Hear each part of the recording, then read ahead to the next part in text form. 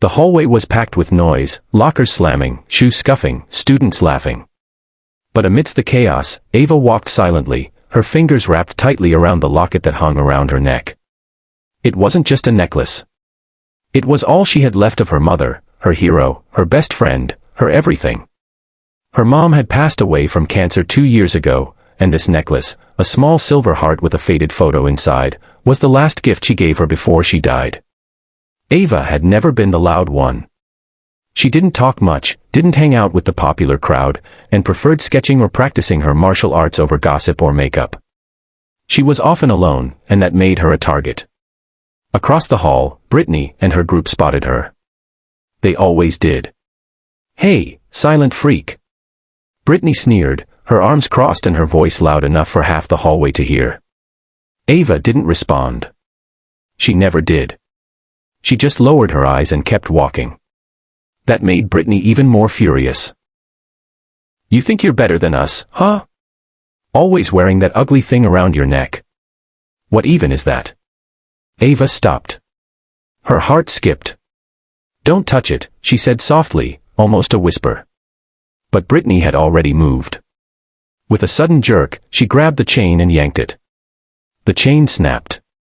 The necklace hit the ground, bouncing once, twice, and finally stopped at Ava's feet, broken, fragile, like her heart.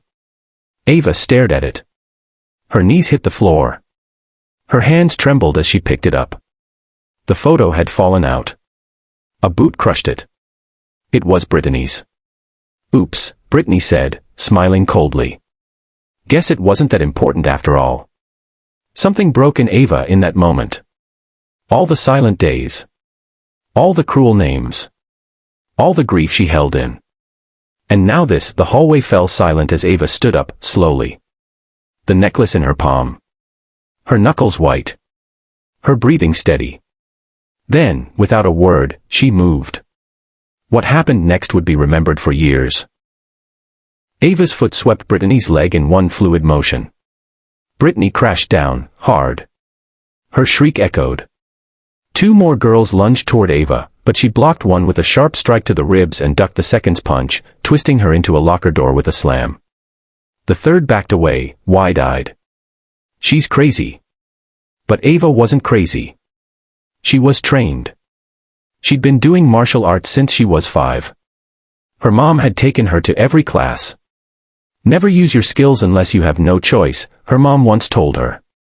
But if that day ever comes, don't hesitate. That day had come. Teachers rushed in. The crowd was stunned.